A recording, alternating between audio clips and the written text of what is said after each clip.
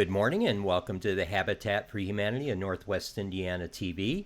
Your host is Wendy Burbridge. So welcome to your show again. and so I'll just turn it over to you and let you do the introductory from here. Great. Thanks, Bill. My name is Wendy Burbridge. I'm the Director of Development with Habitat for Humanity of Northwest Indiana.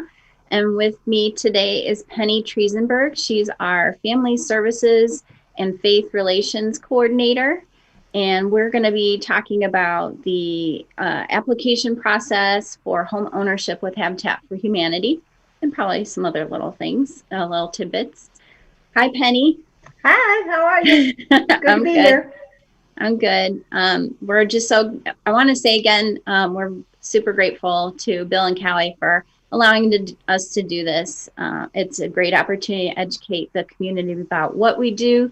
There's a lot of misconceptions about Habitat for Humanity, and this is a great opportunity, one, to provide information to people in general who might be wondering how this works. They might be interested in looking into opportunities for homeownership. And there's lots of information on our website, which is nwihabitat.org.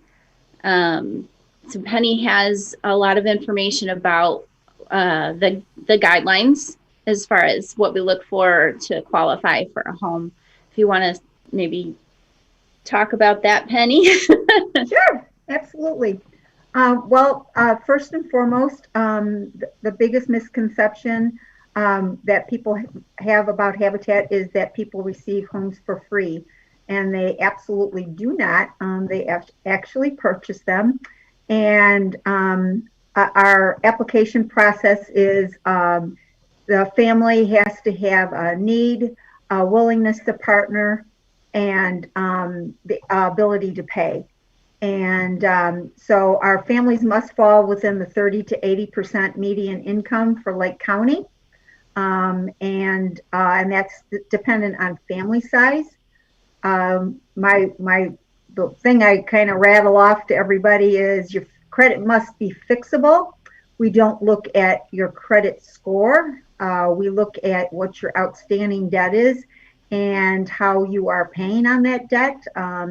If you are 30 to 60 days behind in many of your accounts, and that kind of is a running occurrence, we kind of suggest that you put the brakes on and get your credit under control.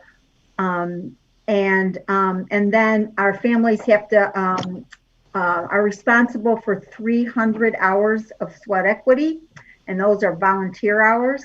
150 hours the family must complete themselves, and the other 150 can be completed by friends, relatives, coworkers, volunteers that just want to volunteer to work for you. But in the end, you are responsible for all 300 hours. And those must be completed before you can close on your home. And then the family has to have the ability to come up with a $2,500 deposit that is used to set up your escrow account and pay closing costs. So that's kind of it, a little bit in a nutshell of our application process. Each of our partner families must take Dave Ramsey's Financial Peace, which is a 9-week financial budgeting class. And Dave Ramsey, if anybody knows who he is, his tagline is live like no one else so you can live like no one else. And what that means is don't live on debt, and you won't live like anybody else, but then when you get older, you'll have more money to spend, because you won't have been riddled with debt. And I will say, not every family sticks to it, but most of them adhere pretty much afterwards, pretty closely to those guidelines. Life does happen sometimes, and you can't stick with those guidelines, but it is amazing. It does make a huge impact on our families. So that's kind of our thing in a nutshell. right now, we're kind of at capacity. We won't be accepting applications until September or October, and for next year's bill year, which our bill year actually starts July 1. So our new bill year is starting in just a couple of days, and we're really excited about the opportunities that we have and some of the partnerships that we're putting together. Mhm. So, Bill, you got any questions? Well, one question I do have, in fact, we were talking a bit about the unavoidable topic, the pandemic, and what effect this has had on everything. And of course, people now are sitting in these homes prior to the pandemic and prior to them getting laid off, and maybe they got called back and maybe they didn't. And, they have this huge mortgage that they now have to worry about. And there is some government programs to help them out, but maybe some of the people are thinking, my gosh, this is probably a time for us to downsize and change careers and try to find a new career. Do you anticipate a lot of that happening into next year, as you're going to see an outshoot from the pandemic, people that literally lost their housing and now are having to reevaluate their priorities? Do they need to have a 3,000 square foot house? Could they get by with a 1,200 square foot house? Well, one of the things with Habitat is that you can't have two mortgages. And so, unfortunately, you'd have to get rid of one mortgage before you could become a partner family. But I will say, I'll give you an example. I just received a credit report from somebody, and typically looking at the credit up until like February, things were pretty good. And then February, March, April, May, 30, 60, 90 days behind. And so it's going to take those families a while to catch back up, to get those taken care of. They actually have to be taken care of before they could become a Habitat partner family, because most of, all of our families basically, they don't have they might have previously had a home, but they come from a rental situation. And in Lake County, kind of the average rent is between can be $800 to $1,500 a month. And then they come to Habitat, and a Habitat mortgage, if we do not go through the USDA, is a 0% interest. And so our mortgages are between $400 and $650 a month, depending on what town they're in and how much their insurance is and everything. So, it's difficult for our families because so many of them are in very high rental situations. And they'll definitely want to be getting out of those high rental situations and into a Habitat home. So is that someone that I guess you do address some people that really truly need to get out of risky situations? They're in high rent and they're upside down on what they're earning. But I foresee there's some families that were doing fine, that had good high paying jobs, but now the pandemic has changed the world, but now we're gone from a 6-figure salary to a 5-figure salary. Are those type of people that you can have opportunities for if they come to you and say, look, I've changed my life, I no longer have that 6-figure salary? Is that someone you can look at, or are you truly looking at someone who's had a longer past history of lower income? Well, the thing is that they cannot earn over 80% of the median income. And so they'd have to have dropped, if they had a 6-figure income, they'd have to have dropped pretty far. I believe a family of four, I'm sorry, I should have this right in front of my face. The highest amount that they could earn is like $56,000. That's about 80% of the median income. So, do you look back 12 months or 6 months? How far do you look back? We when somebody looks good to us and we send out the paperwork, we do send something to their previous employer and their present employer of what they earned in the previous year, but then what they have earned so far. Mm-hmm. And so, if let's take me for example, what my salary, because I'm an hourly employee, I'm not a salary employee. So let's say I was applying for a Habitat home.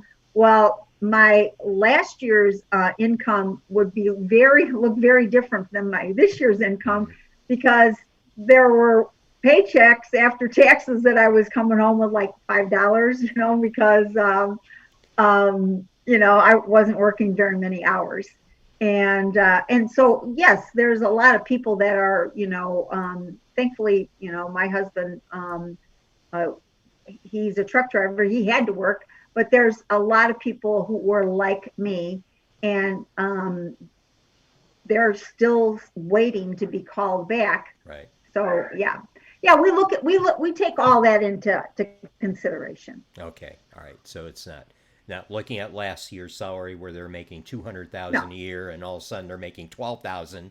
And right. that sounds drastic, but I know some It does people happen. that are in that situation, and there's a lot of it happening right now. And yeah, so unfortunately, this has had a catastrophic effect on our economy, and we're not over it yet. So, and I can't help but think there could be someone listening out there that hasn't been called back that's wondering what they're going to do for housing in the future. So, Right, right. Yeah.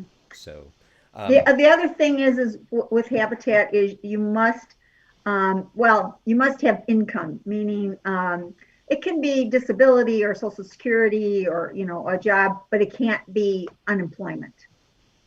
You have to actually, because we all know unemployment goes away. right. Mm-hmm. Yeah, so you can't be you can't be collecting unemployment and qualify Correct. for the house, or you Right. have to make more than a podcast host to qualify.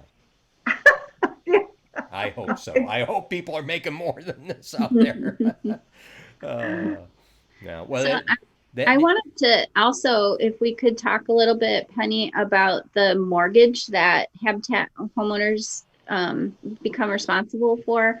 It is 0%, and 0% interest, and it does include taxes and insurance. So we get a really small percentage of that mortgage payment, and that small percentage then in turn goes to support other houses for Right. other Habitat houses. right. So it's a process, and ideally it would be self-supporting for the organization, but of course we have to do a number of other fundraising activities to help support the mission. Right. And so but the mortgage payment actually goes to help build other houses, additional houses. Yes. That's good to know. That's good to Okay. know, along with the income from your restore, and so Exactly. which Exactly. now we could find. We can tune in finer to what bad spot you guys were in during the pandemic or at the beginning, because you had to halt all builds, Yeah. close the restores, and now it's starting to open up. The builds are back and going, and the restores open, so that's good. That's good. Mm-hmm. So you want to go through the process on what someone should do to get this started, maybe to get put on a waiting list for next year? Do they contact you, Penny, or is there a link on the website, Facebook page? Well, actually, we don't have a waiting list, but they can contact me for more information. Okay. I right now all of our slots are filled for the coming year. So starting July 1 to next June 30, the next slots we would be filling is for next year, the 21-22 build season, which would be next July 1. And so I won't be accepting applications until probably September, October, when we have an idea how many builds and where we're going to be building next year. And so, but they can absolutely contact me for further information. I'll give you like a little example. I got an application from a family, and of course, I'm not accepting applications, but there were some things that this family could fix on their credit report.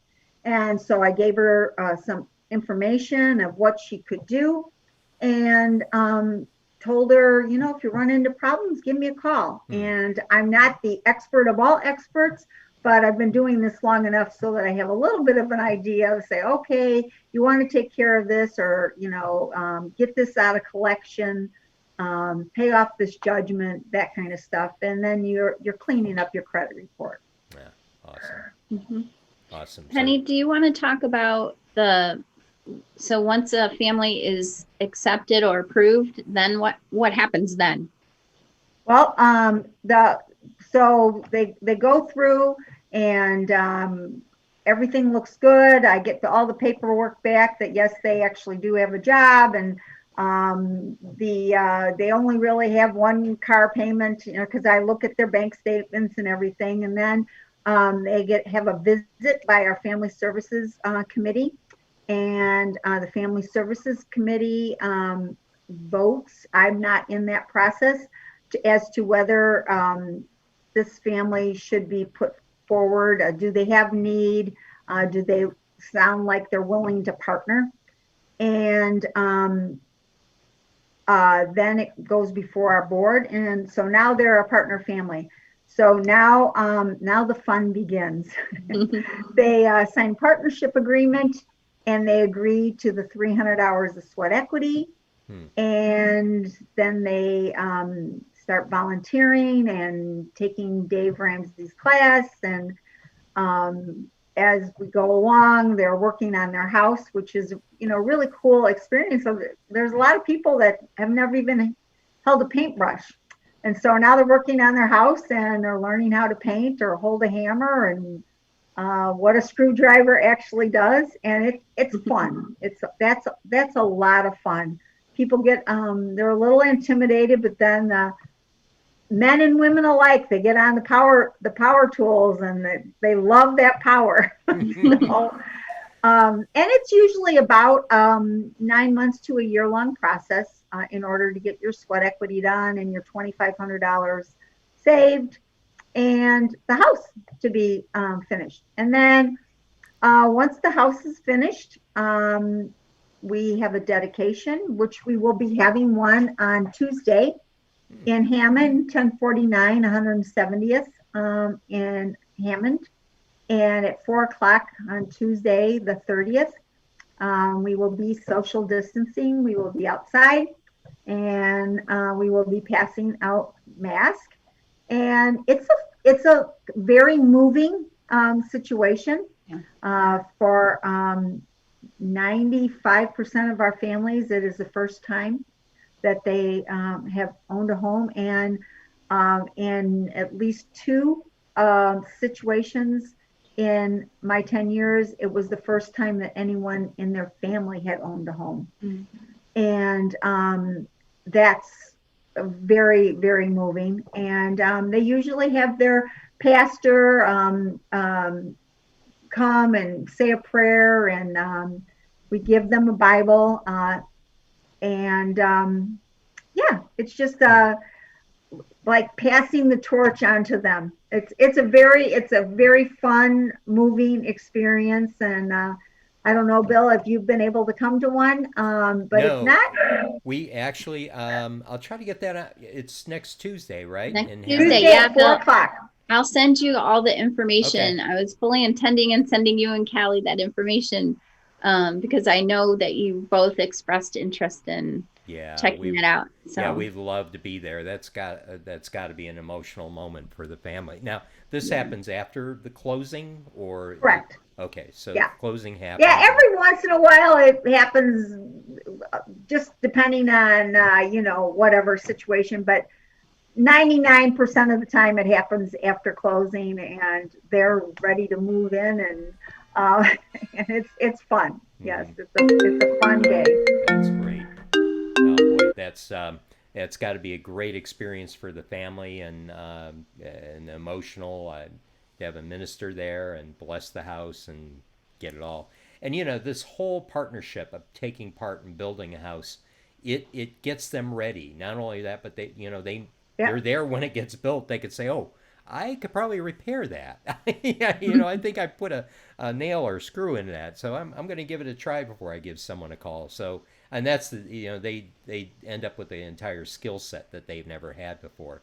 So yeah, this is a remarkable program, and both the faith build and then you've had the women's build program, Mhm. which being a male and coming onto a job site where a lot of the females have power tools, that's kind of scary for me.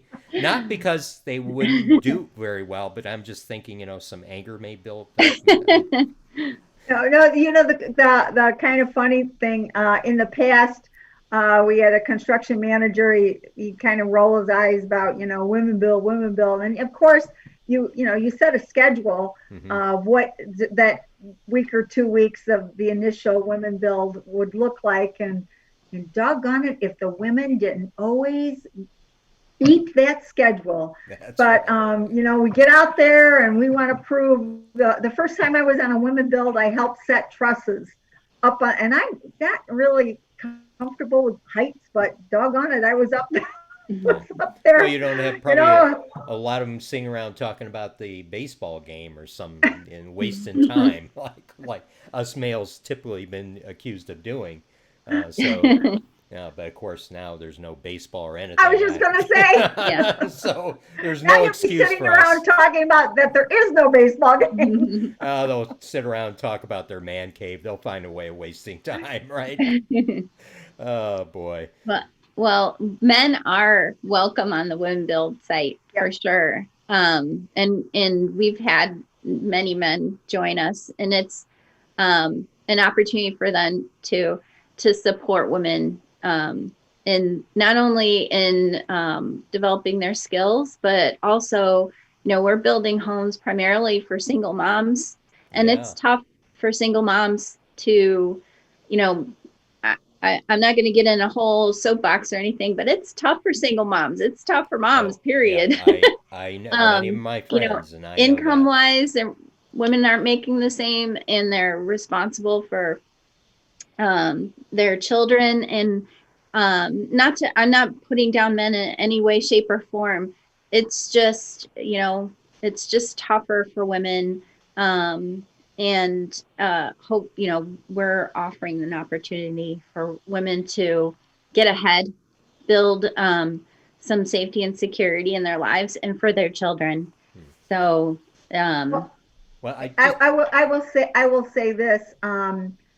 Any single parent, female or male, that is working and now has to be responsible for 300 hours of sweat equity and take our Dave Ramsey classes is one class a week for 9 weeks, usually meets in the evening, and then there's homework that you have to do.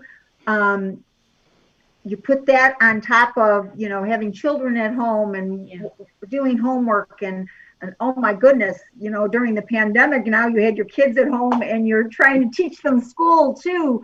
Yeah. So any single parent that's trying to put all of that together and they accomplish it is an amazing task in itself. And I always walk away and I always tell, especially my single parents, wow, you blow me away with what you do and what you accomplish. that is one question I have. Do you have statistics? I mean, how many? You must have quite a large number of single parent families that come into your program.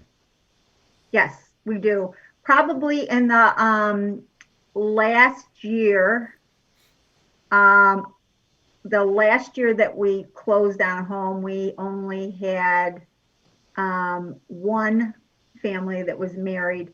The previous, no, we had two. The previous year we had two. This coming year, I have two coming up that are, it's a husband and a wife. But there's been years when there's been no, and we have had single dads too. Yeah. Yes, absolutely. But most of our homes are single parent homes. Well, that is good to know, because in a lot of types of situations where, and unfortunately, we are still dealing with inequities and in the workplace, and females still making quite a bit less than the male counterparts, but yet they become the single parent that has to provide the housing, go out and shop for the food, provide all the means to support those kiddos. And this is a phenomenal program for them. That they can own a home, they can have a safe place for their kids, and a manageable, financially manageable place to be. So, boy. I'd like to add that Habitat, their guidelines are that a mortgage, and that means principal, taxes, and interest, that payment cannot start at more than 30% of their gross income. And we like to start at, like 26, 27%, because we know that taxes and insurance are going to go up. Our particular affiliate, we probably start just a little bit lower than that. And so, that really helps them too. It gives them more income also to spend. Yeah, great. Yeah, and which, with what's going on, I see the price of food going up, and just because of the expense and availability. So that's all helpful information. Boy. So, so again, going through the process, they contact you through, there's a number that they get on the website, or contact you to get ready and start applying for the program. And that this is Northwest Habitat for Humanity of Northwest Indiana, and we usually put a link on the video so that they can click on it and go directly there. And NWIhabitat.org. And the number is 219-972-97 Penny. 219-923-7265. She's been there longer. 7265. And my extension is 1305. Hey, I still can't remember my new address, so don't worry. That's okay. I was thinking of our hotline for pickup. So don't worry about it. Yeah, we got. All right. We'll get it. That's okay. The other day I had to give my zip code, and I started giving work zip code, and I'm like, wait, and I thought, this person's thinking. Doesn't know her own zip code. Yeah, I found out that I was putting the wrong zip code on all my accounts and everything, and and then I did a search, and I said, "Hold on, I'm not in New Jersey." So, oh boy, well, it happens to the best of us, I guess. Wow, so this is absolutely phenomenal. And I do want to put a plug in for the Restore, because those are open up at pretty much full capacity now, right? So our Griffith store is open. Griffith store is open, Bill. Maryville's not yet open. Okay, all right. It will be opening very soon. We're hoping next month sometime. We are accepting donations, so we need those donations of gently used home goods, furniture, cabinets. Just if you think somebody could use it and it's a shame to throw away, we'll take it. Yeah. So you can make that gift directly to the store. The Maryville store will be taking donations as of July 7th. So we'll have a couple of staff members there just to take donations. The store won't be open just yet at that time, but we're welcoming that, and you can definitely schedule a pickup for those larger items, and that is 973-3000 is the hotline to schedule that. And it does, again, the Restore helps to support the build of 2 homes each year. Awesome. Awesome. So with that, is there anything else you want to share before we wrap up the show? No, I do want to put a little plug out there if I can, Bill. We are thankfully, First Merchants Bank has provided us with a $5,000 match. So they've created a challenge for us to raise another $5,000 to get a total of 10 grand. So look for that on Facebook or on at NWI Habitat. Or go to our website at nwihabitat.org and click the donate button. So $50 gifts and over will be doubled. So your gift of $50 will be actually $100. Awesome. So take advantage of that and help us out. We have a lot of catch up to do. And the COVID crisis has, as a result of it, we've incurred a number of additional costs to address the virus, and that is, safety, PPE, and disinfectant, and clean, and hand sanitizer, and all the things that we have to do differently now. It costs money that we didn't plan for, and contributions are down. Yeah. And so we could really use the community's help in getting this match. Yeah. All right. Well, you hear it. And they can go to the Facebook page and website to contribute. Yeah. All right. So, Yeah, you'll see the post. Click the donate button. It'll help us out tremendously. Awesome. Well, that. Thank you so much. Yes. Really. Oh, We thank really appreciate you.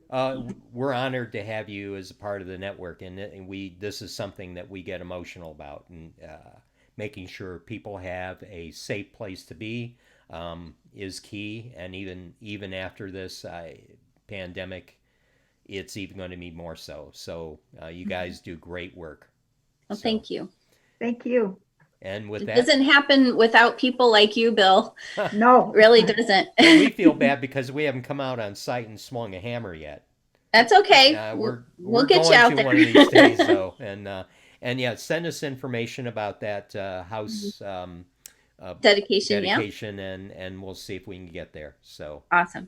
Okay. All right. Thank you so much. thank you, Penny, and thank you, Wendy, and we'll say goodbye for now. Everyone have a great rest of the week and weekend. Bye, everybody. Thank you. Bye. Bye. This episode of The Bill and Callie Show is brought to you by